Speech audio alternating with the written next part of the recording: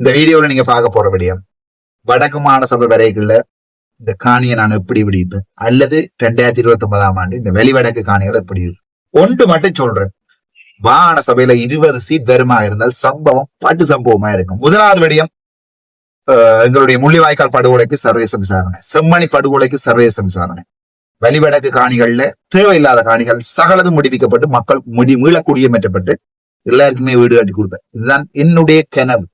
இந்த கனவை நான் உங்களுக்கு வடிவா வழங்கப்படுத்தினேன். உங்களுக்கு 2-3 கையெடுத்து கும்பிட்டு 2-3 ரிக்வஸ்டும் இதுக்குள்ள வச்சிருக்கிறேன். இந்த வீடியோ தயவு செய்து பாருங்க. இந்த வீடியோவில் நான் வெளிவடக்கு காணியில எங்கட காணி வெளிவடக்கு இல்லை தானே, எந்த காணி கோப்பா இல்லை தானே என்று தயவு செய்து இந்த வீடியோ பார்க்க விட. நாங்கள் மற்றவனுடைய வலிக்காக போராடுகின்ற போது இன்றைக்காவது ஒரு நாளைக்கு என்னுடைய வலிக்காக கடவுள் ஒரு ஆளை அனுப்பி வைப்பார் போராடு. அதுதான் வரலாறு. இன்றைக்கு நான் சிறையில இருக்கின்ற போது யோசிக்கிறேன், நான் இன்றைக்கோ செய்த நல்ல வேலையால தான் கௌசல்யாவை இன்றைக்கு அனுப்பி இருக்கிறாங்க. அவள் ஒவ்வொரு நாளும் வந்து என்னுடைய சிறையில என்னை பார்த்துட்டு வழியில் எடுக்கிறது ட்ரை பண்ணி போறாங்க. ஆகவே நான் சில விடயங்கள் உங்களுக்கு நேரடியாவே சொல்றேன். இந்த காணி விடயங்கள்ல வழிவடக்குல யாருமே சைன் பண்ண வேண்டாம்.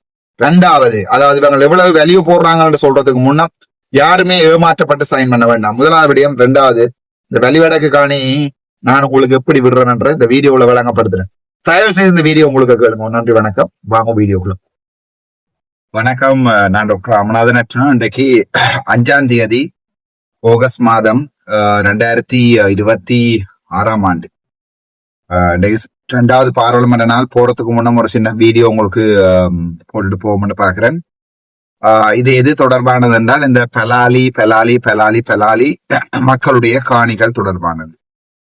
இந்த வீடியோ போறதுக்கு முன்னம் நான் நேற்றிரவிருந்த ஜோதிச்சேன், என்னுடைய மக்கள் படுற கஷ்டம், அதுல இருந்து அந்த சிரமங்களுடைய காணியை தாங்கோ அல்லது கூடிய காசை தாங்கொண்டு பிச்சை எடுக்கிற நிலைமைக்கு எங்களுடைய தமிழ் மக்கள் போரால நலிவுண்டு போரால நாசமா போய் ஒரு நிலைமைக்கு கொண்டு வரப்பட்டிருக்கிறார்கள் எங்களுடைய தமிழ் மக்கள். அதுதான் உண்மை. சோ இந்த அடிப்படையில நான் யோசிச்சேன், என்ன செய்யலாம் இதுக்கு. ஒரு அரசியல்வாதியாக நீங்க நினைச்சா மணிவண்ணன் மாதிரி அதுல வந்திருந்தோண்டு ஒரு 2 நிமிஷம் இதுல கதைச்சு போட்டு போகலாம்ட்டு நான் அதுல அது ஒரு காமெடி பீஸ் இல்லை. சோ எனக்கு அந்த தேவை இல்லை. அதுல வந்திருந்து கொண்டு ஒரு 2 நிமிஷம் 3 நிமிஷம் சும்மா ஏதாவது கதைக்க வேண்டும் என்பதற்காக அதுல கழிச்சு போட்டு போறதுக்கு நான் ஒரு முட்டாள் இல்லை.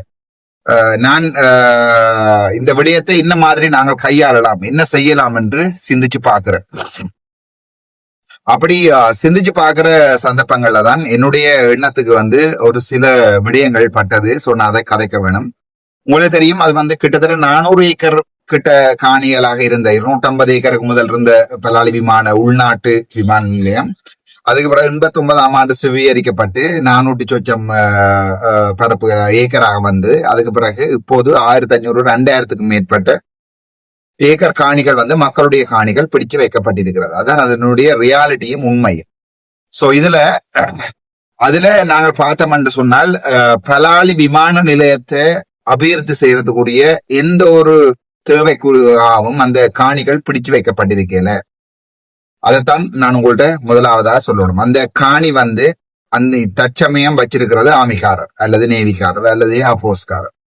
இவர்கள் அந்த காணியை வச்சிருக்கிறது ஒன்றும் யாழ்ப்பாணத்தை முன்னேற்றி, யாழ்ப்பாணத்துல ஒரு உதாரணத்துக்கு அம்பாந்தோட்டையில சர்வதேச விமான நிலையம் கட்டின மாதிரி யாழ்ப்பாணத்துல ஒரு சர்வதேச விமான நிலையம் கட்டுவதற்காக அந்த பெலாலி விமான நிலையத்துக்குரிய காணி என்ற பெயர்ல தமிழ் மக்களுடைய விவசாயம் செய்கின்ற வாழ்வாதாரத்தை தருகிற காணிகள் பிடித்து வைக்கப்படவில்லை.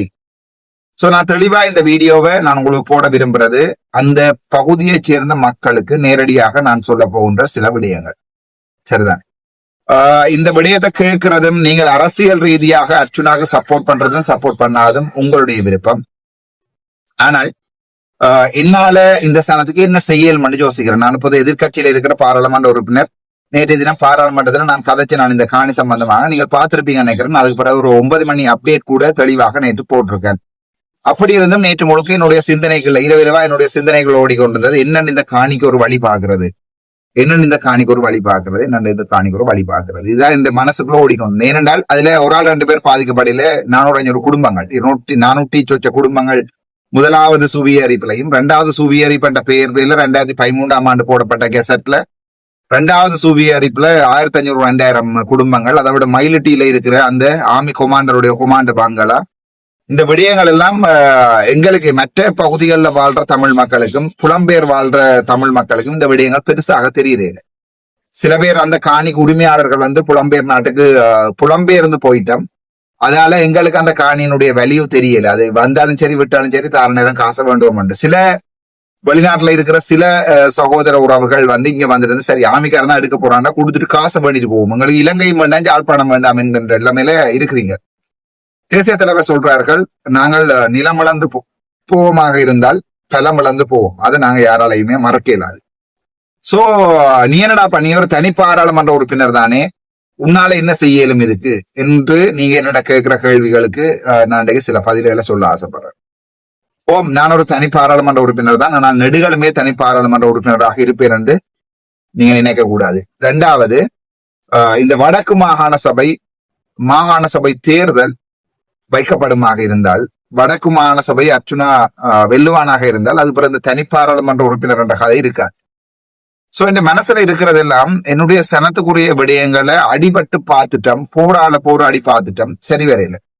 இனி நாங்கள் இந்த காணிகள் தொடர்பாகவோ எங்களுடைய இனத்தினுடைய வலிகள் தொடர்பாகவோ ஏதாவது ஒரு மாற்றங்களை கொண்டு வருவதாக இருந்தால் அதுக்கு எங்களுடைய ரஜீவன் இளங்குமரன் மாதிரி நேவிகாரன் போட்ல போய் செல்ஃபி எடுத்து போட தேவையில்லை. அது கிடக்குது, நான் அந்த ஆறல் எடுத்து போட்டு அதுக்கு ஒரு வீடியோ போடுறேன்.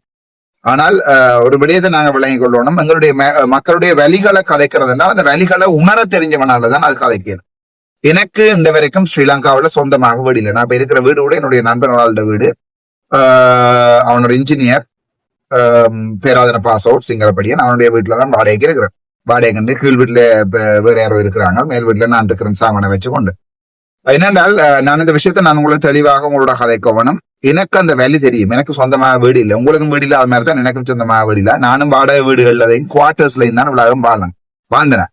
என்னை பொறுத்த வரைக்கும் எனக்கு அப்படி வீடுகள் எல்லாம் கட்டி மாலை மாடிகள் கட்ட வேண்டிய தேவை இருக்கு இல்லை. ஏன்னா எனக்கு பொம்பளை பிள்ளை இல்லை, ஒரே ஒரு ஆம்பளை பிள்ளை தான். அவனை படிப்பிச்சு எங்கேயாவது வெளிநாட்டுக்கு அனுப்பினா காணும். அவ்வளவுதான் என்னுடைய சின்ன வாழ்க்கை. சரிதான். சோ நான் யோசிக்கிறேன் என்றால் இந்த வெளிவடக்கு மக்களுடைய காணிகளுடைய பிரச்சனை இன்றைக்கு யார் தீர்ப்பினம், இன்னைக்கு எங்களுடைய தமிழ் இனத்துக்கு உண்மையாகவே மனசுல இருந்து ஆழமாக சிந்தித்து யாரால இந்த மக்களுடைய பிரச்சனைகளை பார்க்கலும் என்பதுதான் என்னுடைய தனிப்பட்ட கேள்வி. இதுக்கு நீங்க என்னட்ட கேட்டால் நான் உங்களுக்கு சொல்லக்கூடிய உத்தரவாதம் பதில். அதே நேரத்துல அன்பு கலந்த முதலாவது வேண்டுகோள். இதுல ஒரு 4-5 வேண்டுகோள் வைக்க போறோம். முதலாவது வேண்டுகோள், 89ஆம் ஆண்டு சுவீகரிக்கப்பட்ட காணி உரிமையாளர்கள், உங்களோட அந்த நேரம் சுவீகரிக்கப்பட்ட நேரம் 89களில் உங்களுடைய வீடு அங்க இருந்தது, உங்களுடைய பெருமதியான சொத்துக்கள் அங்க இருந்தது. வீடு, பெருமதியான சொத்துக்கள், காணி, இந்த மூன்றும் இருந்தது. அதை விட உங்களுடைய கனவுகளும் அங்க இப்பவும் இருக்கிறது. சோ அந்த சகலத்துக்கும் உரிய நஷ்டகிட்ட இந்த அரசாங்கம் உங்களுக்கு தருகுதா அல்லது காணிக்கு 20,000 ரூபாய் படி தருகிறா என்பதுதான் இப்ப முக்கியமான பிரச்சனை. எங்களுக்கு எந்த விதமாக வெளிப்படையாகவும் கதைக்கவே வக்கில்லாத ஒரு அரசாங்க அதிபர், பாவம் தெல்லிப்பல டிஎஸ், அவ சொல்றத அரசாங்க அதிபர் சொல்றதான் அவ செய்ய வேணும். அரசாங்க அதிபரும் அரசாங்கம் சொல்றதான் செய்யும். தன்னுடைய இஷ்டத்துக்கு செய்தால் என்ன, பிரதீபன் பழைய கணக்கில் அதையும் தோன்றுவாங்க. அதே தன்னுடைய இஷ்டத்துக்கு அவரால் செய்யவும் மேல அது பிரதீபனால. அதுக்கு முதுகெலும்போட நீ புடுங்குற ஆணிகளை புடுங்கவும் என்று சொல்லி போட்டு இருக்கிறவனாலதான் அதெல்லாம் செய்ய. சோ நான் உங்களுக்கு தெளிவா சொல்றேன். முதலாவது வேண்டுகோள், 89ஆம் ஆண்டு உங்களுடைய காணிகள் இந்த அரசாங்கத்தால சுவீகரிக்கப்பட்டிருந்தால் அதை ஏற்றுக்கொள்ளுகிறோம் என்று கடிதத்துக்கு சைன் பண்ணி கொடுக்க வேண்டும். நான் ஒரு அரசியல்வாதியாக வந்திருந்து கொண்டு தையட்டில் அடிபடுற மாதிரி பலாலில் அடிபடுற மாதிரி நான் உங்களுக்கு செய்ய போறது இல்லை. அதை வடிவா விளையும் கொள்ளுங்க. ஆனால் 3 மாதத்துல பாராளுமன்ற உறுப்பினராக வந்தவன் நான். ஆகவே எனக்கு தெரியும் என்ன செய்ய வேணும் என்ன செய்யக்கூடாது என்பது எனக்கு தெரியும். உங்களுக்கு சில பேர் சொல்லி சோசியல் மீடியாவில் உங்களுக்கு கிளிக்கிறாங்க. நேற்று கூட எங்களோட பாராளுமன்ற உறுப்பினர் ஒருவர் மட்டக்களப்பில் சொன்ன அண்ணன் வந்து சொன்னார், மச்சான் என்னடா பார்த்தோம் சோசியல் மீடியாவில் ஒன்று கிழிச்சு கொண்டு நான் கொஞ்ச நாள் இப்போ கொஞ்சம் ஒன்றையும் காணில. எனக்கு தெரியும் எங்க எப்படி வெட்டி ரக்க வேணும்னு எனக்கு தெரியும். சோசியல் மீடியாவை ஸ்டடி பண்ணினவன் வடிவாக நான். எனக்கு தெரியும் சோசியல் மீடியாவில் எப்ப இந்த பிரச்சனையை போடணும், எப்ப சோசியல் மீடியாவில் போடக்கூடாது, எப்ப சோசியல் மீடியா வந்து விட்ரோ பண்ணணும். மாக்கியவே இல்லையடா. சரிதானே, போய் வாசிங்க. சும்மா ஒரு வேண்டு மட்டும் சொல்றேன், என்னை உங்கள்ட விருப்பம். சோ அச்சுனா என்ன இந்த நகர்வுகளை மேற்கொள்றான்ங்கிற ஒரு காலத்துல புத்தகமா எழுதித்தான் சாவேன். அது இன்றைக்கு நேரத்துக்கு எழுதப்பட்ட புத்தகம் இல்லை. புத்தகங்கள் எழுதப்படாத காலத்துல இருந்து சாண்டில் ஏன் அதுல சொல்லுவானே, நான் மாக்கியவல்லி போய் தேடி பேரம். சரி, இப்ப என்னண்டா இந்த காணிகளுக்கு வந்து இப்ப இவர்கள் என்ன செய்ய போறாங்கன்னா 88ஆம் ஆண்டு இருந்த வேல்யூவை போட்டு அதுக்கு இன்றைக்கு வட்டி தர போறாங்க. தயவு செய்து இந்த காணிகளுக்கு சைன் வைக்க வேண்டாம். நான் இதுல வலிகாமம் வடக்குல போராடுற 2 பேருடைய வீட்டை வந்து உங்களுடைய வீட்டை கதைச்சு எனக்கு ஒரு டீம் ஒன்று உருவாக்கி எனக்கு நான் அவசரமாண்டா பஸ்ல ஏத்தி இறக்கக்கூடிய மாதிரி உங்களுடைய டீமை கட்டி அமைச்சு ஒரு வாட்ஸ்அப் குரூப்பை போட்டு அதுல அடிக்கடி போஸ்டுகளை போட்டு என்னால கேவலங்கட்ட அரசியல் செய்யலாம். சரிதானே? அப்படி கேவலங்கட்ட அரசியல் என்னால செய்யலாம். தமிழரசு கட்சி செய்யற மாதிரி, சைக்கிள் செய்யற மாதிரி, இந்த கஷ்டப்பட்ட சனத்துக்கு பின்னால நான் நிக்கிறேன் இதுல போர்வையில அந்த சனத்தின் கான்டாக்ட் நம்பர் எடுத்து எல்லாம் வெளியே கொண்டு தந்திருக்காங்க. பெட்டியா கிடக்குது, அங்க ஒரு பெட்டிக்குள்ள இந்த இது கிடக்குது. ஒரு இதை செய்து ஒரு வாட்ஸ்அப் குரூப் செய்யுது. அதுல ப்ரொமினண்டா இருக்கிற 4 பேருக்கு ஆளுக்கு ஒரு 20,000 ரூபாய் 10,000 ரூபாய் 5,000 ரூபாய் காசையும் கொடுத்து கேவலப்படுத்தி அவங்களை கூப்பிட்டு நாளைக்கு வாங்க மச்சான் சாப்பிடுவோம்னு சொல்லி ஒரு இடத்துல கொண்டு பியரும் அடிச்சு தண்ணியும் அடிச்சு அவை எங்களோட டீமுக்குள்ள போட்டு அவைக்கு எங்களோட டீம் மெம்பர்ஸ் என்ற ஒரு ரெகக்னேஷன் ஒன்றையும் கொடுத்து இப்படி கேவலமாக என்னால அரசியல் செய்ய இயலும். ஆனா நான் பாக்குறேன் என்றால் அர்ச்சுனாவினுடைய அரசியல் மக்களால் கட்டமைக்கப்பட்ட அரசியல். இந்த மாதிரியான கேவலமான வேலைகளை நான் வாழ்க்கையில செய்ய மாட்டேன். அதனாலதான் இந்த வரைக்கும் தலாலியில வந்திருந்து கொண்டு மணிவண்ணன் மாதிரியோ சைக்கிள் மாதிரியோ அதுல நின்று அந்த மக்களுடைய வலிகளை தேவையில்லாம விற்கிறதுக்கு நான் தயாராக இல்லை. என்னுடைய புகழ் பெறணுமே. நான் வந்தால் அங்க கதைச்சா அந்த வீடியோ ஓடும். 4,000 5,000 10,000 அங்க வந்தா ஓடும். நேற்று கூட ஐவிசி ஊடகம் அர்ச்சுனா குளறினார் என்று போட்டு என்னுடைய உரைய போட்டு தான் உழைக்குது. உங்களுக்கு விளங்கல? ஐபிசி என்கிற பிச்சைக்கார ஊடகம் அர்ச்சுனா கதைகிறார் என்கின்ற உரைய போட்டு அதை குளறுகிறார் என்று போட்டு என்னுடைய இனத்தின் வெளி மக்களுக்காக நான் பாராளுமன்றத்துல நேற்று கதைச்சதை குளறுகிறார் என்று தலையங்கம் போற அளவுக்கு ஐபிசி கேவலமான ஒரு ஊடகம் என்றதுல எந்த சந்தேகமும் இல்லை உங்களுக்கு. சரி, அது நான் சொல்ல தேவையில்லை. உங்களுக்கு ஐபிசி பாஸ்கரனுடைய வரலாறுகளை நான் இன்றைக்கு நேற்றுக்கு இல்ல, நீங்கள் கன பேர் எனக்கே சொல்லி இருக்கிறீர்கள். ஆவே அது சம்பந்தமா கதைக்கல. இப்படியான பிச்சைக்கார பயல்களோட நாங்க போட்டிக்கு போறதுக்கும் தயாராக இல்லை. ஒரு சிறுத்தை நாயோட ஓடி நான் தான் நல்லா ஓடுவேன்னு காட்டாது. ஆகவே எனக்கு அந்த தேவையில்லை. சோ நான் அதை விடுறேன். சோ கவலை என்னென்றால் இந்த காணிகளுக்கு வந்து நீங்கள் சைன் பண்ணி கொடுத்துட்டீங்க என்றால் இந்த காணி வந்து நாங்கள் அரசாங்கம் தரகாசை ஏற்றுக்கொள்றோம் சைன் பண்ணி கொடுத்துட்டீங்க. பிரதீபன் சொல்றார் வேல்யூ எடுப்பாங்க, வேல்யூ டிபார்ட்மெண்ட் அது செய்யும் வேல்யூ பண்ணிட்டு சமத்துல நீங்க வந்து அந்த கடிதத்தை கேட்டுக்கலாம். பிரதீபன் நீங்க வேல்யூ பண்றதுக்கு ஓமாண்டு கேட்டு நீங்க ஆணி கடிதம் எடுக்க தேவையில்லை. இதுல நான் கதைக்க விரும்பல. இதுல கதைச்சா தேவையில்லாம எல்லாருடைய மனஸ்தாபங்கள் வேற. இதுல நான் கதைக்க விரும்பல. நான் என்னுடைய இனத்துக்கு என்னுடைய சனத்துக்கு தான் இந்த கோரிக்கை வைக்கிறேன். முதலாவதாக நீங்க அந்த கடிதத்துல 89ஆம் ஆண்டு சுபீகரிக்கப்பட்ட காணிகளுடைய உங்களுடைய சொத்துக்கள் இருந்தது, அங்க வீடுகள் இருந்தது, வாசல்கள் இருந்தது, கிணறுகள் இருந்தது, கோயில்கள் இருந்தது. இதற்குமே சைன் வைக்க வேண்டாம். உங்களுக்கு அன்பான முதலாவது வேண்டுகோள். சரிதான். எதுக்கு ஏதாவது சைன் வச்சா நாளைக்கு நாங்கள் ஆட்சிக்கு வர நேரங்கள்ல, நாளைக்கு நாங்கள் மாகாண சபையை பிடிக்கிற நேரங்கள்ல, நாளைக்கு நாங்கள் ஏதாவது ஒரு அரசாங்கத்தினுடைய அமைச்சராக போயிருக்கிற நேரங்கள்ல நீங்க இங்க சைன் பண்ணி கொடுத்ததுக்கு ஏற்கனவே செட்டில் பண்ணியிருப்பாங்க. ஏற்கனவே 20,000 ரூபாய் படி 80ஆம் ஆண்டு 88ஆம் ஆண்டு உங்களுக்கு காணி 20 லட்சம் இல்ல 20,000 ரூபாய் படி இந்த 26 வருடம் 36 வருடங்கள் வட்டி போடப்பட்டு உங்களுக்கு லட்சம் 15 லட்சம் படி உங்களுக்கு தரப்படும். அந்த காணிகளுடைய வேல்யூ அது இல்ல. அந்த காணி இன்றைக்கு இருக்கிற வேல்யூ வந்து பரப்பு குறைஞ்ச 50 லட்சம் 60 லட்சம். அது பலாலியை சுத்தி என்றா 70 லட்சம் 80 லட்சம். ஏன்னா அந்த காணியை விட்டா உங்களுக்கு அதுல ஒரு ஹோட்டல் கட்டினீங்கன்னா அந்த பலாலி விமான நிலையத்துக்கு பக்கத்துல அந்த ஹோட்டலுடைய காணி ஜோதிச்சு பாருங்க. இப்ப கட்டுநாயக்காவுக்கு பக்கத்துல ஒரு பரப்பு காணி எப்படி போகுதுன்னு ஜோதிச்சு பாருங்க. சோ அதால இந்த ஏமாற்று வித்தைக்காரங்கள் இந்த பிக்காளியங்கள் கொண்டு வர இந்த இதுகளுக்கு என்னத்துக்கு இந்த கடிதங்கள்ல தயவு செய்து சைன் வைக்க வேண்டாம். பிக்காளித்தனமான இந்த கடிதங்களுக்கு சைன் வைக்க வேண்டாம். உங்களுடைய அன்பான வேண்டுகோள். இதுக்கு மேல உங்களுக்கு நான் சொல்ல தெரியாது. எனக்கு தெரிஞ்ச தமிழ் இவ்வளவுதான். இரண்டாவது விடயம் நீங்கள் வெளிவடக்குல போராடுறீங்கள். நான் அதை வரவேற்கிறேன். நான் அதுக்கு உங்களுடைய 100% சப்போர்ட் எனக்கு இருக்கும். நீங்க கூப்பிட்டா நான் வருவேன். அன்றைக்கு வேற என்னுடைய ஆபீஸுக்கு வந்து சொல்லியிருக்காங்க என்னோட கதை கோன் பண்ணி அடுத்த நான் பின்னர் 5 மணிக்கு வாங்கன்னு சொன்னாங்க. யாருமே வரையில. சோ என்ன நீங்கள் கூப்பிட்டால் வெளிவடக்குல வந்து, ஆனா நான் இந்த 20 பேர் 30 பேர் நிக்கிற சத்தியாகிரகம் நடத்துறதுக்கு நான் தயாராக இல்லை. ஒரு இனத்தை கிளர்நிலை செய்ய எனக்கு தெரியும். ஆகவே நான் இப்படியான சத்தியாகிரக சின்ன சின்ன விளையாட்டுகள் செய்யறதுக்கு நான் வரேன். இதுக்கு நீங்க எங்க ஃபண்ட் பண்ணப்பட்டு என்ன செய்யறீங்களோ எனக்கு தெரியாது. பட் அதுக்கு பகடக்காயாக அர்ச்சுனா ராமநாதன் அதுல பாவிக்கப்பட மாட்டார். சோ அந்த சனத்துக்கு உண்மையா பாதிக்கப்பட்ட சனத்துக்கு நான் உங்களுக்கு ஒரு வாக்குறுதி தாரேன். இந்த வடக்கு மாகாண சபை கொண்டு வரப்பட்டார். நான் சிலதுகளை வெளிப்படையாவே சொல்றேன். நாளைக்கு நான் ஒரு முதலமைச்சராக வந்த அப்புறம் நான் நாளைக்கு உங்களை ஏமாத்தக்கூடாதுக்காக சிலதுகளை உங்களுக்கு ஒரு வெளிப்படையாவே சொல்றேன். வடக்கு மாகாண சபை வந்த பிறகு அந்த பலாலி விமான நிலையம் என்னுடைய 5 வருட கால பகுதிக்குள்ள எந்த அளவுக்கு விஸ்தரிக்கப்படலாம் என்கின்ற மாஸ்டர் பிளான நான் போடுவேன். வெரி பிராங்கா சொல்றேன். நான் உங்களுக்கு மிகவும் வெளிப்படையாக உண்மையை உங்களுக்கு நான் கதைக்கிறேன். அதனால நான் திரும்பவும் சொல்றேன், அந்த பலாலி விமான நிலையம் இப்போ ஓடுபாதை இருக்கா, 1200 மீட்டர் இருக்கா, 1800 மீட்டர் ஆக போறீங்களா, 2500 மீட்டர் ஆக போறீங்களா, ஏர்பஸ் வந்து இறங்கணுமா, அந்த விமான ஓடுபாதை தளம் என்ன, அதற்கு பாதுகாப்பு வழங்க வேண்டிய இப்ப பக்கத்துல இருந்து கெட்ட போல அடிச்சா விமானம் விழாதுதானேடாப்பா. சோ இலங்கையில இப்ப ஆயுதங்கள் பாவிச்சு விமானத்தை அடிச்சு விழுத்துறது சாத்தியம் இல்லை தானே. சோ அந்த இடத்துல விமானம் இறங்குவதற்கு தேவையான பாதுகாப்பான பிரதேசம் என்ன என்றதை நான் டிஃபைன் பண்ணி எடுப்பேன். அதுக்குள்ள உங்களுடைய ஹானி வந்தா நானும் விட மாட்டேன். அதான் சரிதானே. அதுக்குள்ளுக்கு உங்களோட ஹானி வந்தா நான் விட மாட்டேன். ஆனால் ஒன்று, நான் இந்த 5 வருடத்துல பலாலி விமான நிலையத்தை டெவலப் பண்ணணும்னு ஆசைப்படுறேன். அதாவது உண்மையாகவே ஒரு சர்வதேச விமான நிலையமாக இந்தியாவிட்டையும் சைனாவிட்டையும் ரஷ்யாட்டையும் காச வேண்டி அதை உண்மையாகவே ஒரு இன்டர்நேஷனல் லெவல் ஏர்போர்ட்டுக்கு மாற்ற வேண்டும் என்று நான் இந்த மாகாண சபை வந்த பிறகு கட்டாயம் ட்ரை பண்ணுவேன். சோ அதுல தேவையான, இப்ப உதாரணத்துக்கு நான் சொல்றேன் 1500 ஏக்கருக்கு மேல பிடிச்சு வச்சிருக்காங்க, குறைஞ்சது ஒரு 200 ஏக்கர் உண்மையாகவே தேவைப்படும். அது நான் மனச்சாட்சியோட உங்களுக்கு சொல்றேன். அந்த 200 ஏக்கரை தவிர்த்து முழு காணியும் வடக்கு மாகாண சபை விடுவிக்கும். என்னுடைய ப்ராமிஸ், ராமநாதன் அர்ச்சுனாவுடைய ப்ராமிஸ். அந்த 200 ஏக்கரை தவிர அதுக்கு வந்து திருப்பி சுப்ரீம் கோர்ட்டுக்கு போக வேண்டி வந்தாலும் எங்களுடைய ஸ்டாட்யூட்ஸை வந்து கவர்னர் சைன் பண்ணாட்டிலும் சுப்ரீம் கோர்ட்டு போகணும்னாலும் உங்களுக்கு தெரியும், அர்ச்சுனா ராமநாதன் அடிபாடு வந்தா இப்படி அடிபாடு கிரீன் கிளாஸ்ல ஒரு வீடியோ பார்த்திருப்பீங்க. ஆகவே அடிபடத்தான் வேணுமா இருந்தால், உங்களுக்கு அடிபடுற ஒரு முதலமைச்சர் வேணும் என்றால் அர்ச்சுனா ராமநாதன் தீர்மானிக்கிறார்.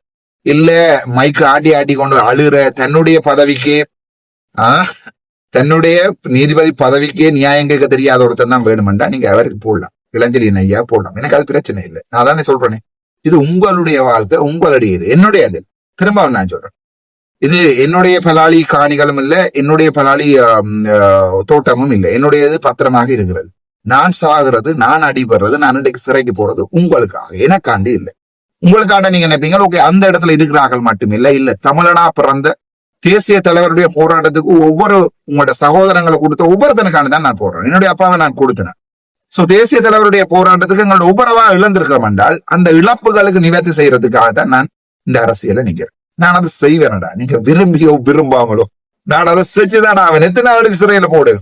போலீஸ்காரனை பேசினதுக்கு 6 வருஷம், போலீஸ்காரனை முறைச்சு பார்த்ததுக்கு 12 வருஷம், 50 வருஷம் சிறையில போடுவீங்களா? அர்ச்சுனா ராமநாதன் வெளியால வாரத்துக்குரிய பேக்கப் பிளான ஏற்கனவே செஞ்சுட்டான்ன்றது கனவேருக்கு தெரியாது. சரிதானே. நீங்கள் என்னதான் அடிச்சு ஜெயில உள்ள போட்டாலும் அரசாங்கம் மாறுகின்ற போது அர்ச்சுனா ராமநாதன் கட்டாயம் வெளியே வரும். அதுக்குரிய வேலையை தான் இப்ப செஞ்சிருக்கிறான். அதுக்குரிய இழப்பு தான் சில. அது உங்களை விளங்குறதுக்கு உங்களுக்கு அரசியல் விளங்கினாடா நீங்க எங்கேயோ போயிருவீங்க, நான் எங்கேயோ போயிடும். சோ நானே திரும்ப சொல்றேன், அந்த பலாலி காணி விடுவிப்பு உண்மையாவே அதுல ஏர்போர்ட்டை கட்ட போறாங்கடா, நான் இன்றைக்கும் சொல்ல மாட்டேன், சனத்தின் பக்கம் சப்போர்ட் பண்ண மாட்டேன். உண்மையாவே ஏர்போர்ட்டை கட்ட போறாங்க, அதுல டெவலப் பண்ண போறாங்கடா, சனத்துக்கு நியாயமானதுல கொடுக்கணும் தான் எதிர்பார்ப்பனே ஒழிய சனத்துக்கு காணி வேணும் எதிர்க்கிற ஆக்களுக்கு நான் சொல்றேன், அம்மா தயவுசெய்து ஏர்போர்ட் டெவலப் பண்ண விடுங்க என்றாவது கேட்டுப்பாங்க. இங்க உண்மை என்னண்டா, பலாலி வாழ்க்கையில டெவலப் ஆகுது உங்களுக்கு, அதுதான் உண்மை. பலாலி விமான நிலையம் வாழ்க்கையில டெவலப் ஆகாது. அதான் டேம் ஷுவர். இன்றைக்கு மத்தளவை இப்ப யோசிச்சு பாருங்க, சிங்களவன் மத்தளவை திருப்பி ஒரு ரங்கு பாதையா அடுத்தது கட்டுநாயக்கு அடுத்ததா கொண்டு வர விரும்புவானா, பலாலியை கொண்டு வர விரும்புவானா? வாழ்க்கையில பலாலியை கொண்டு வர விரும்ப மாட்டாங்க. ஆகவே மத்தளை வந்து மத்தளோட கெப்பாசிட்டி பிசைனா தான் கொண்டு வந்து இந்தியா பலாலியில வைக்க விடுவாங்க. ரெண்டாவது, கொச்சின் இருக்க தகனையா, சென்னை இருக்க தகனையா, இந்தியா விடுமா நினைக்கிறீங்களா? யாழ்ப்பாணத்தை சர்வதேச விமான நிலையமா மாத்தணும். இப்ப சென்னை இருக்கிறது ஒரு டிரான்சிட் ஆப் பண்ணு.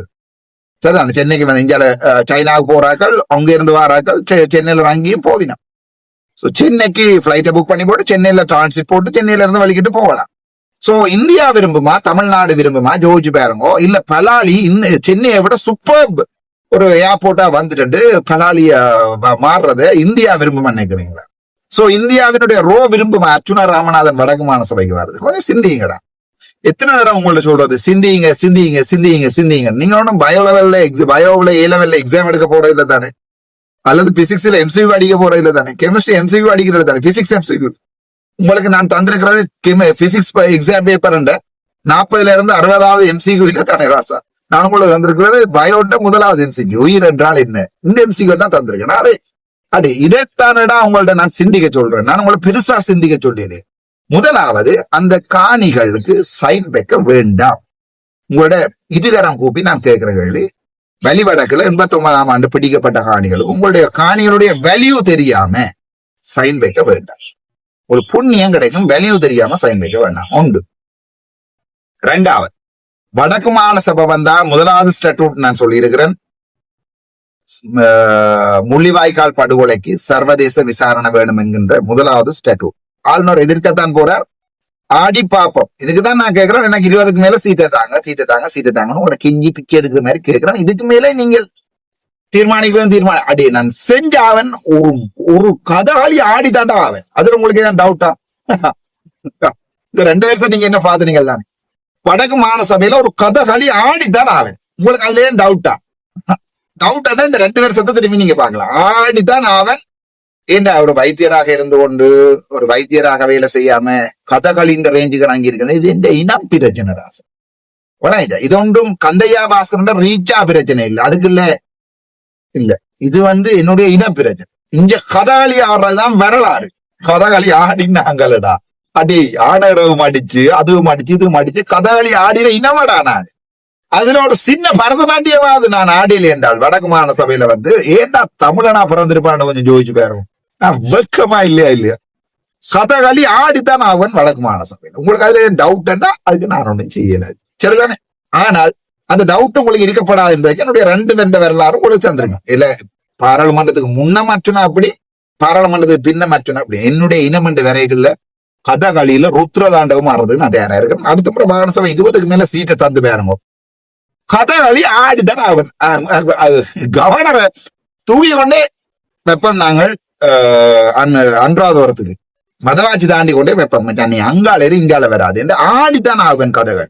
சட்ட ரீதியாக ஆடக்கூடிய சகல கதைகளையும் நான் ஆடித்தான் ஆவன். அது சர்வதேசத்துக்கு போனாலும் சரி, யுஎன்னுக்கு போனாலும் சரி, சர்வதேச நாடுகள்ல போய் மக்களை திரட்டி கொண்டு போராடினாலும் சரி, கெட்ட ஆட்டம் ஒன்று நான் ஒரு மாகாண சபையில ஆடித்தரேன். அதுக்கு ஒரே ஒரு வழி, பியூ பியூ பியூ சுட்டுதல்றத தவிர வேற வழி இல்ல. இந்த தலைவரையும் போராடின அண்ணமாரை நினைச்சாதான் சில இடத்துல பாராளுமன்றத்துல எனக்கு பயங்கரமாக இருக்கு.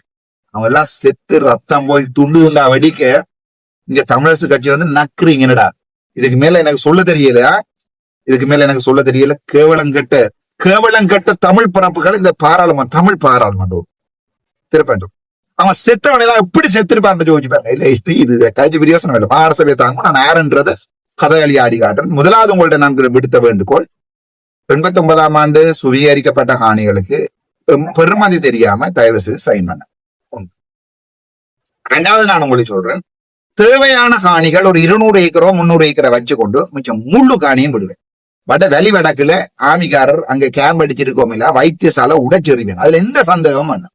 ஆமிக்காரர்கிட்ட வைத்தியசாலை மாகாண சபை தர்ற இடத்துல அது மாற்றப்படும். ஒன்றில் அந்த பில்டிங் எடுக்கப்பட்டு ஏர்போர்ட்டு கொண்டு போகப்படும், அல்லது பொதுமக்களுடைய பில்டிங் ஆகப்படும். அது கட்டாயம் உடைச்செறிவேன். அது நீங்க பாதுகாப்பை கொண்டு சுப்ரீம் கோர்ட் வரைக்கும் போடுவோம். நாங்க தனிப்பட்ட ஆக்களுடைய காணிகள்ன்றதை ப்ரூவ் பண்ணி நாங்கள் ஐநாவில் போய் நின்று காட்டுறோம். சரிதான். அரசாங்கம் அப்படி நினைச்ச மாதிரி எடுத்து மக்களுடைய காணிகள்ல கொண்டு போய் வைத்தியசாலையில கட்டி கொண்டு செனத்தை ஏமாத்துறதுக்கு பாராளுமன்றத்துல பயிர் சொல்லி கொண்டு இருக்கிறத கேட்டுக்கொண்டிருக்கிறவன் கேணியாக இருந்தால் அர்ச்சுனா ராமநாதன் தொடர்ந்து பாராளுமன்றத்துல இருந்து கேட்டுக்கொண்டதுக்கு நான் தயாராக. நான் இப்ப இவ்வளவு நாளும் வாயால காட்சி தான் நீங்க பார்த்திருப்பீங்க. மாகாண சபைக்கு போறதுக்குரிய முக்கியமான நோக்கம் எனக்கு இன்றைக்கும் இந்த வழக்குல என்ன ஒரு கொஞ்சம் காசை வேண்டி சுப்ரீம் கோர்ட் வரைக்கும் போய் இன்னொரு 1.5 வருஷம் 2 வருஷம் இந்த பாராளுமன்றத்துல தாக்கு பிடிக்க இயலாதுன்னு இல்லை, அதை வடிவா விளங்கிக் கொள்ளும். இன்னும் 1.5 வருடம் 2 வருடம் இந்த பாராளுமன்றத்துல இன்னும் ஒரு அண்ணாமலையோட ஒரு 20-30 லட்சம் ரூபாய வேண்டி அதை அடிச்சு சுப்ரீம் கோர்ட்ல போய் திருப்பி ரிட்ட போட்டு என்னால பாராளுமன்றத்துல இந்த கோர்ட் ஆஃப் அப்பீல்ல தார தீர்மானத்துக்கு எதிராக சுப்ரீம் கோர்ட்டுக்கு போயிடலாண்டு இல்ல.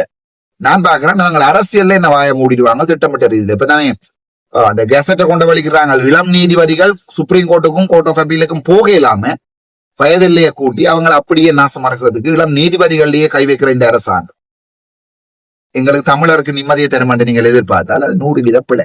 அது மாதிரி முட்டாள்தனமான எந்த வேலையும் உலகத்துல இருக்கவே இருக்காது. அப்படி ஒரு நியாயத்தை இந்த அரசாங்கம் தராது. ஆகவே முதலாவது விடயம் சைன் வைக்க மாட்டேன். 2வது விடயம், வடக்கு மாகாண சபை தருகின்ற சந்தர்ப்பத்துல நான் உங்களுக்கு கட்டாயம் இந்த சகல காணிகளை தேவையில்லாத காணிகள் விடுவிப்பேன். தேவை என்று நான் எடுக்கிற காணியில உங்களுக்கு பில்டிங் 6 மாதத்துல கட்ட ஸ்டார்ட் பண்ண போதுமா? உங்களுக்கு சொல்ற விளங்குதான் உங்களுக்கு. அந்த சர்வதேச விமான நிலையமாக மாற்ற வேண்டும் என்றது என்னுடைய கனவு தான். நான் உங்களுக்கு போய் சொல்ல விரும்பல பலாலி இப்படியே டம்மா இருக்கணும் இல்ல. அப்படி பலாலி ஏர்போர்ட் சொன்னேக்கே வெளிநாட்டுல இருக்கிறவனுக்கு எல்லாருக்குமே ஒரு பூரிப்பு வரணும். ஐயா யாழ்ப்பாணத்துக்கு போற மாட்டேன். அது அந்த நிலைமைக்கு நான் மாத்துவேன். இந்தியாவுக்கு வந்தறங்கி பலாலிக்கு வந்தறங்காம நேர பலாலிக்கே வந்தறங்கிற நிலைமைக்கு நான் மாற்றுவேன். மாற்றேக்க பெருமளவான காணிகள் தேவைப்பட்டா உங்களுக்கு 2027 ஆண்டு காசு தந்து நான் உங்களுக்கு எடுப்பேன். போட் ப்ராமிஸ் 2020 நான் உங்களுக்கு 89 ஆண்டு காசு தர மாட்டேன். டேம் ஷுவர் அதுக்கு உள்ளுக்குள்ள வீடு இருந்தது, வீடும் காணியம் என்று சொல்லி நீங்க போட்டிருந்தால் அதுக்குரிய படங்கள் இருந்தால் அதோட வேல்யூ செய்து தருவேன். ஒன்றுமே இல்லை என்று சொன்னால் ரஃப் எஸ்டிமேட்ல நான் உங்களுக்கு உங்களுடைய ஒரு தமிழன் இல்ல எனக்கு இந்த காசு வேண்டாம் என்று சொல்ற நிலைமைக்கு நான் வச்சிருக்க மாட்டேன். அதே அரசியல் கட்சிகள் சிலதை பிளான் பண்ணி கொண்டு வந்து மாநசபையை குழப்பறதுக்காக காசு வேண்டாம் என்று குழப்பலாம். ஆனால் நான் உங்களுக்கு 100% ப்ராமிஸ் தரேன். வடக்கு மாநசபை என்னுடைய கையில வருமாக இருந்தால் நான் பலாலி காணிகள்ல விடுவிக்க விட வேண்டிய ஆமிகார் வச்சிருக்கிற காணிகள் அவ்வளோத்தையும் விடுவிக்கிறதுக்கு நான் உங்களுக்கு ப்ராமிஸ் தரேன். அதுக்காக போராடுவேன். நான் இப்ப உங்களுக்கு சொல்லல நானே விடுவிக்கலாம். ஏனென்றால் இவங்க சொல்லுவாங்க சர்வதேச பாதுகாப்பு காரணமாக இலங்கையினுடைய பாதுகாப்பு காரணமாக பலாலிக்கு எந்த முக்கியத்துவமான இடத்துல இருக்கிறபடியா இவங்க சொல்லுவாங்க என்றால் அதை விடையில சுப்ரீம் கோர்ட்டு போனாலும் தோக்க வேண்டி இருக்கு. ஆனால் அரசியல் ரீதியாக நான் அனுர அரசாங்கத்துக்கு ஆப்படிச்சு விலத்துவேன். உங்களுக்கு அது விளங்க இல்லையா? சர்வதேச ரீதியாக ஒரு தமிழக மாகாண சபை ஒன்று வந்து தன்னுடைய காணியில தன்னுடைய சொந்த மக்களுக்கு விடுவிக்கப்பட வேண்டும் என்று சொல்லுகின்ற போது இலங்கை அரசாங்கம் தடுக்குமாக இருந்தால் இது நாங்க சர்வதேசத்துக்கு கொண்டு போவோம். இந்த பிரச்சனை காணி அதிகாரம் எங்கடதானே, நாங்கள் தானே விடுவிக்கணும், மற்றவன் இல்லை. ஆகவே காணி அதிகாரம் எடுக்கக்கூடிய ஒரு முதலமைச்சராக முதுகெலும்புள்ள முதலமைச்சராக உங்களுக்கு எடுக்க வேண்டுமாக இருந்தால் நீங்கள் தான் சிந்திக்கணும். நான் சிந்திக்கிறேன் இல்லைடா, இதுக்கு நான் சிந்திக்கவே இயலாது, சிந்திக்கவும் மாட்டேன். சிந்திக்க வேண்டியாக நீங்கள் தான் முழுப்பு. சரி, அப்படித்தான் மாநசபையில நீ தோத்து போனேன். மாநசபையிலேயே உங்களுக்கு எடுக்கலாம் போயிட்டு நான் பிளான் பிக்கு சி வச்சிருக்கிறாள் நான். சோ மாநசபையும் எடுக்கலாம் போயிட்டு நான் உங்களுக்கு சில சொன்னேன் 2021 நான் விடுது ஆரம்பிக்கிறேன். எப்படி வசதி 2021 எந்த அரசாங்கத்தோட நான் இருக்கிறேனோ அந்த அரசாங்கத்தோட சேர்ந்து நான் அந்த காணிகள் விடுவிக்கப்படக்கூடிய காணிகள் அவ்வளவுத்தையும் விட்டுதான். ஒன்றில் பலாலி டெவலப் ஆகும் அல்ல விடுவேன். 10 லோடு ஆமிகார் விவசாயம் செய்யறதுக்கும் ஆமிகார் திண்ணிவெளி சந்தையில கொண்டு வாழை உழவிக்கிறதுக்கும் ஆமிகார்ட ஹாஸ்பிட்டல் கட்டுறதுக்கு நான் அனுமதிக்க மாட்டேன். ஹாஸ்பிட்டல கட்டு பிரச்சனை இல்லை, உனக்கு ஃப்ரீயா இடம் தெரியல. உனக்கு எங்கேயாவது அரச காணிகள் இருந்தா அரச காணிகள் கொண்டே ஹாஸ்பிட்டல கட்டி. இந்த இடம் மக்களுடைய காணி. சோ அந்த இடத்துல ஹாஸ்பிட்டல் இன்றைக்கும் கட்டி கொண்டு இருக்கிறீங்க. ஒரு மிகப்பெரிய மிலேச்சத்தனமான துரோகத்தனமான வேலையை தான் இந்த அன்றகுமார் அரசாங்கம் செய்து கொண்டிருக்கு. அதை நாங்கள் கதைக்கிறதுக்கும் இல்ல, கதைக்கிறவனையும் பாராளுமன்றத்தை விட்டு அனுப்புறீங்கள். இன்னும் எனக்கு என்ன காசு வந்து செய்யறீங்கள, காசு செய்யற சந்தத்துல 34 தேதியில என்ன காசு வந்து சேர்ந்தா காணும். நான் என்ன ஒரு 3 மாதம் இருப்பேன் பாராளுமன்றம், 2 மாதம் குறைஞ்சது 1.5 மாதமாவது பாராளுமன்றம் இருப்பேன். அதுக்காகத்தான் இந்த காசு. உங்களுக்கு நான் என்னுடைய ப்ராமிஸ், வடக்கு மாகாண சபை என்னோட வருகின்ற சந்தர்ப்பத்துல சகல மக்களுடைய விடுவிக்கப்படக்கூடிய தேவையில்லாத காணிகள் அவ்வளவு விடுவிக்கப்படும். இல்ல 2029 நான் இருக்கிற இடம் எங்க உங்களுக்கு தெரியும், அந்த இடத்துல இருந்து நான் விடுவிப்பேன். இது என்னுடைய மக்களுக்கு நான் செய்யறது. இப்ப என்னுடைய மக்களுக்கு ஏதாவது ஒன்று நல்ல ஒன்று செய்யணும் என்றால் நான் கெட்ட பேர் எடுத்துதான் ஆகணும். நீங்கள் என்ன துரோகி என்று பேசித்தான் ஆகணும். துரோகி என்று பேசின பிறகு நான் விடுவிக்க போறது என்னுடைய மக்களுக்கு தானே. நீங்கள் என்ன துரோகி என்று செய்து கல்லால் அடிச்சு கொண்டாலும் அது என்னுடைய மக்களுக்காக இருந்தால் அதுக்காக சாரத்துக்கு நான் தயாரா இருக்கேன். உங்களுக்கு தெரியும், நான் கதிரைய வைத்தியசாலைக்கு முன்னால போட்டு முடிஞ்ச அரெஸ்ட் 12 கோடி இருந்தால் என்ன ஞாபகம் இருக்கா உங்களுக்கு? அந்த ஞாபகம் இருந்தால் இந்த பாட்டுல ஒரு படம் கொண்டு வரும், அந்த அதுல 2 போலீஸ்கார் பின்னால் நிற்பாங்க, ஒரு கதிரை இருக்கும், நான் அங்க நிற்பேன் சாவச்சேரி வைத்தியசாலையில ஏஎன்இ பில்டிங்குக்கு முன்னால. இதுதான் ராமநாதன் அர்ஜுனா வடக்கு மாநசபை வெறும்பாசா அட்டையில இருந்து டெய்லி நியூஸா தான் இருக்கும். நன்றி, வணக்கம். டாக்டர்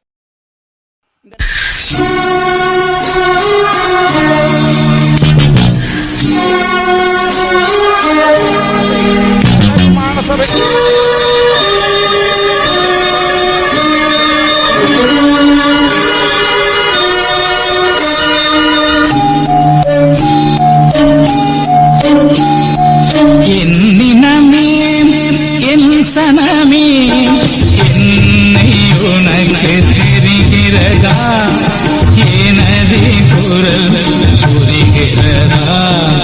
என்னினமே என் சனமே என்னை உனக்கு தெரிகிறதா, எனது குரல் புரிகிறதா.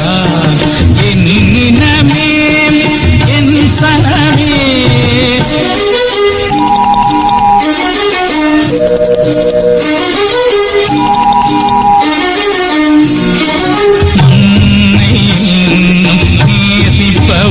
அதனால் ஆசிப்பவன் மண்ணை நேசிப்பவன் அதனால் மரணத்தையே ஆசிப்பவன் என்னினமே எல் சனமே என்னை உனக்கு தெரிகிறதா எனது குரல் புரிகிறதா என்னினமே எல் சனமே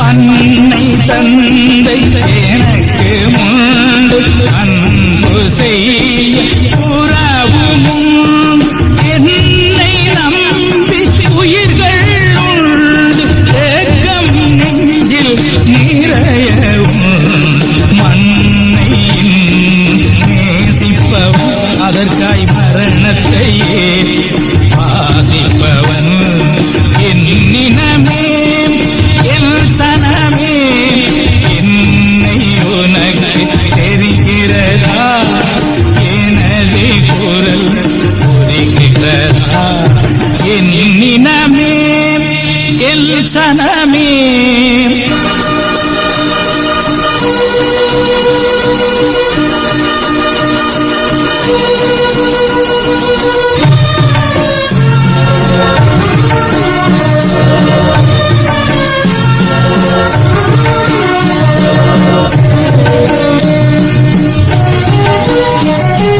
பாசறை நான் புகுந்த இடம் பதுங்கு கூடி உறங்குமிடம் தேச நலன் எனது கடன் தேன் தமிழே எனது திடன் அதனால் மண்ணை நேசிப்பவன் அதற்காய் மரணத்தையே ஆசிப்பவன் என்னினமே சனமே என்னை உனக்கு தெரிகிறதா எனது குரல் புரிகிறதா என்னினமே எல் சனமே